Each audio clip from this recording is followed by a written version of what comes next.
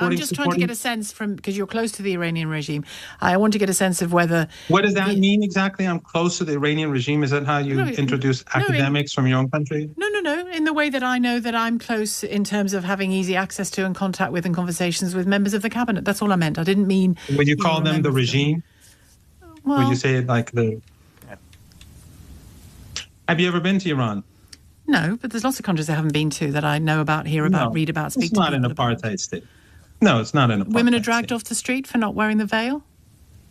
No, that's not true at all. It is true. Well, you can say it's true, but that doesn't make it a fact. I think most people listening know that it is true. You know, I live in Iran. Many journalists come to Iran. Hezbollah, you consider as a terrorist organization, right? In part. No. In part? Yeah. What does that mean? Is it a terrorist organization? In part. Is it a terrorist in the same way that the organization? Republican movement in Northern Ireland was in part No, in the same way that your and in part government is a political. terrorist organization in part. Your government is a terrorist organization. Is that your view? That doesn't make sense. Is that your Either view? you're a terrorist or you're not. Mohammad Marandi is the ultimate professional apologist, a man who uses his Western education and polished English to act as a human shield for the Iranian regime. We've seen this script before. The sophisticated academic who sits in comfortable television studios to justify the actions of a theological autocracy. Marandi isn't just an observer, he is a key cog in the Tehran information machine. A former advisor to their nuclear team who specializes in exploiting Western liberal guilt to deflect from his government's record on human rights and regional destabilization.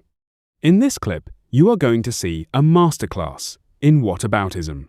Watch how Marandi dodges legitimate questions about the death of Mahsa Amini and the brutal crackdown on the woman, life, freedom movement by pivoting to the IRA and South Africa. This is the classic populist playbook. If you can't defend your own record, attack the credibility of the person asking the questions. It's an attempt to delegitimize the very concept of objective truth and democratic accountability.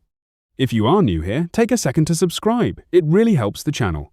I'll give you my thoughts at the end after the clip. That are taking place, the latest round of protests, they seem to be pretty intense and pretty persistent, up to and including this latest tweet or post from the US president.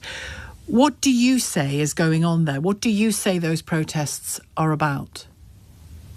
Well, there are two issues here. One is that because of the U.S. sanctions and the European sanctions, basically because of Iran's policy against Israel, What is Iran's policy against Israel? Yes, because what is it? The whole sanction, Iran's position Against Israel, yeah. Yeah, Iran says that Israel is an apartheid state. It is not morally legitimate, and that Palestinians have the right to return, just like apartheid South Africa. That it shouldn't and exist. Back then, that it shouldn't exist. It's not. Is that no, what you mean? as an apartheid entity, no. But apartheid should not exist anyway. When your government was I'm just trying to get a sense from, because you're close to the Iranian regime, I want to get a sense of whether... What does that mean exactly? I'm close to the Iranian regime. Is that how you introduce academics from your own country? No. In the way that I know that I'm close in terms of having easy access to and contact with and conversations with members of the cabinet. That's all I meant. I didn't mean... Would you call them the regime? Well, would you say it like the...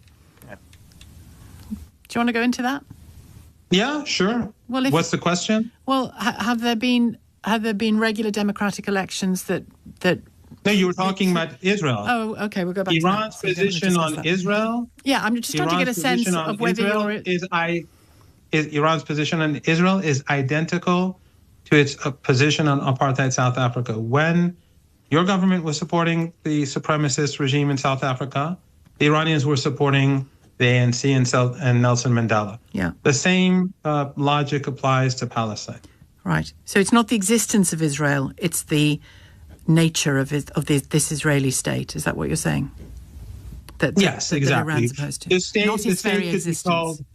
The state could be called Palestine, it could be called Israel, it could be called Walt Disney. But as an apartheid state for Iran, this is not acceptable.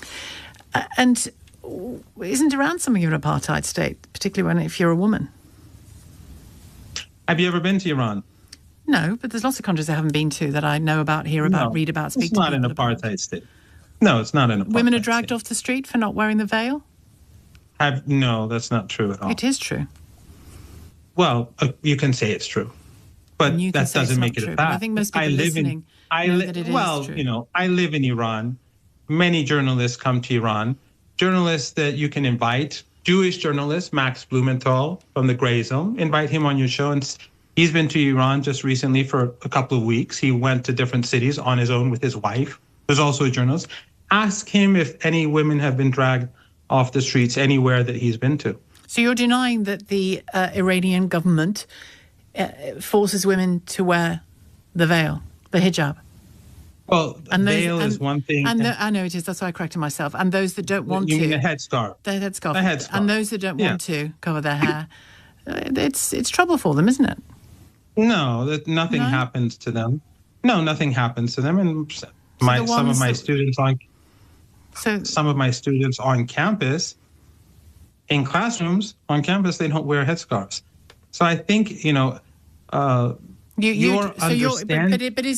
your I'm just trying to get a sense. Is your assertion that in Iran, in the last decade, and even more recently than that, not a single woman, particularly a protesting young woman, has been detained and in one case died in custody with wounds from beating because she had her hair short? You don't believe that happened? No. Mahsa Amini had no wounds. There is no footage. There is footage of her. And in the footage, there is nothing that shows that she was beaten. She had a precondition. Yes, she was taken in, but she was not beaten for her dress. There is a law in Iran about a dress code, because whether you like it or not, they believe that the way in which the West promotes women is sexualization, commodification, objectification. So they'll have their own cultural boundaries, whether you agree with it or not. Well, you've said to whether me you agree with it or not. Yeah. It doesn't. That's one thing. But women being dragged off the streets in Tehran, I've never seen that happen myself. No, but this that is like mean when it they keep hasn't saying happened, gays in Iran are executed. I've never seen a gay person in Iran executed. But this is sort that doesn't mean it's never myth happened. Does it? No. Just because you haven't seen a woman being dragged off the streets doesn't mean it hasn't happened. No, I'm not saying it's never happened. And you are wrong to say, if I can just say, you are wrong to say that Mahsa Amini had no injuries. She had physical injuries, including a skull fracture and brain edema. No, she didn't. No. Well, an independent medical analysis and a UN fact-finding mission determined that she did.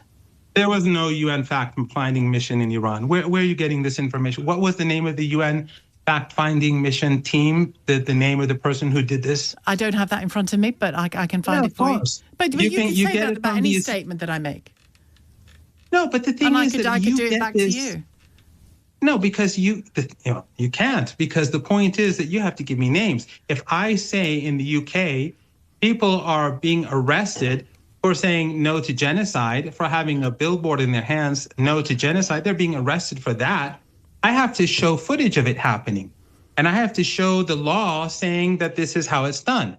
And when you tell me that if you tell me, has a woman ever been dragged away? I'll say yes. If you say that have people been beaten on the streets by the police, I'd say yes. In protests and riots, it happens. Well, if you tell me innocent people have died in Iran in prisons, I'd say probably yes. Well, it's interesting. But when you tell, and I would say the same about your country as well. And I would say the same about your country. But in your country and in the West, the caricature of Iran is very far from reality. And the reason is because of your country's hatred for Iran, which has been ongoing for 45 years. If Iran was so deeply despised, then it should have collapsed by now, so long ago. But when you say, you ask me... And then your government and your media is concerned about human rights in Iran, where you support Israel, not you, I mean your government, you support Israel, you help Israel in Gaza, you have the flights that go overhead. We support the rights of Iranians as well. We support the rights of Iranians. No, you don't. You actually are a country that tries to harm Iranians. because you impose sanctions on ordinary Iranians. The maximum pressure sanctions, do you think the maximum pressure sanctions hurt a government minister? You know the reasons. They're intended you know the to reasons make for that. ordinary people suffer. You might not like it, but you know the reasons for that. I mean, can I just come back to you on one thing? What are the reasons? Because since I don't like it, you should tell me. What are the reasons for the sanctions? The reasons include the proxy terrorist activity that's been, well, I would argue, I'm sure you are going to disagree with me, but the proxy terrorist activity that Iran has been involved in for decades. What are these now. Who are these Hezbollah, terrorists? Hamas, others arming Hezbollah Syria. So Hezbollah you consider as a terrorist organization, right? In part. No. In part? Yeah. What does that mean? Well, is it a terrorist organization? In part. Is it a terrorist in the same way that the not? Republican movement in Northern Ireland was in part No, in the same way that your and in part government is a political. terrorist organization in part. Well, Your government is a terrorist organization. Is that your view? That doesn't make sense. Is that your Either view? you're a terrorist or you're not. No, organizations can be partly terroristic and partly political. You know that. Just for your information, Hezbollah was created out of the Israeli invasion of Lebanon. It was a creation of the occupation. Just like the ANC was a terrorist organization and Nelson Mandela was a terrorist according to your government standards at the time, Hezbollah was created when the Israelis invaded Lebanon and took Beirut. But you do know, surely, as an academic, that organizations can be terroristic and political and have wings which are both, and social as well. The Republican movement in Ireland certainly did. So you're saying that the political wing of Hezbollah is not a terrorist organization? It has connections to a terrorist organization, yeah, but it operates on different levels. So it's not a terrorist organization? In part it is. Look, I know you don't want to answer the question. From our perspective, Hezbollah is a national liberation organization that has recovered the Lebanon and saved Lebanon from Israeli occupation and colonization. And Hezbollah's sin is that it supports the Palestinian people. Hezbollah has been resisting the Israeli regime, and it opposes the regime and the ethnic cleansing and the genocide. Your government, your media supports the genocide. You like Israel, you like what they do, and you consider them to be in your camp. Obviously, we have huge differences because Hezbollah has not carried out mass slaughter, and Israel has. And your government supports despots, countries that have zero elections, but they're not regimes. But Hezbollah did carry out mass firing of missiles into Israel as well, just to report a fact back at you. Israel invaded Lebanon multiple times. It took Beirut, and Israel bombs intentionally apartment blocks in Lebanon. Just today, it destroyed houses in southern Lebanon. Almost every day it carries out assassinations. I'm just making the point that the fire isn't just in one direction. It's actually, you're proving a point. You're proving a point that the Israeli regime, which carries out murder and slaughter, is normal, and it is not a terrorist organization. But Hezbollah, when it responds with far less fire capability and without killing all these civilians as the Israelis do, they're the terrorists. Or partially terrorists. And that standard of yours, and it's not just you, it's your country, it's your government, it's the entire Western political establishment, is the problem. It is the problem in our region. And a problem because you are choosing despots and you are choosing regimes that carry out ethnic cleansing as your allies because they. What we just witnessed is the standard operating procedure for the modern autocrat's PR department. Mohammad Marandi, the Iranian academic and regime mouthpiece, did not provide answers. He provided distractions. He bankrolled his entire argument on a failure of memory and a mastery of the red herring. Let's break down the beats. The Mahsa Amini denial. Marandi brazenly denies the injuries of Mahsa Amini, the 22-year-old woman whose death in the custody of the morality police sparked global outrage.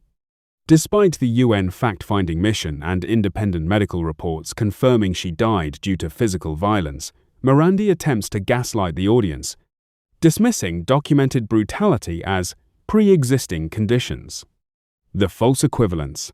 He attempts to draw a straight line between the IRA in Northern Ireland and Hezbollah, Iran's proxy army in Lebanon. This is a classic populist tactic, take a complex historical conflict and weaponize it to justify current state-sponsored terrorism. He ignores the fundamental difference between a domestic paramilitary conflict and a state-funded proxy group used to export a theological revolution. The regime semantic trap. Marandi takes offense at the word regime. Let's be clear. A government that executes its citizens for their sexual orientation, shoots protesters in the eyes, and denies basic franchise to its people is not just a government, it is a regime. His attempt to equate the British parliamentary system with the Iranian autocracy is an insult to the intelligence of anyone who values democracy. This is the danger we face. Whether it's the far-right populists like Nigel Farage and the Reform UK crowd at home, or regime apologists like Marandi abroad, the strategy is the same. Attack the institutions, attack the media, and claim that everyone is just as bad as we are. They want you to believe that the rule of law and democratic norms are just Western narratives, so they can replace them with the rule of the strongman. Genuine conservatism is about the defense of institutions and the rule of law. Marandi's performance was not a defense of Iran, it was an attack on the very idea of accountability. When we see Reform UK figures or the GB news circuit echoing this kind of anti-establishment rhetoric to undermine our own democratic foundations, we should remember exactly whose playbook they are reading from. If you made it to the end, hit like and subscribe, it really helps the channel. Drop your thoughts in the comments below. I'll catch you in the next one.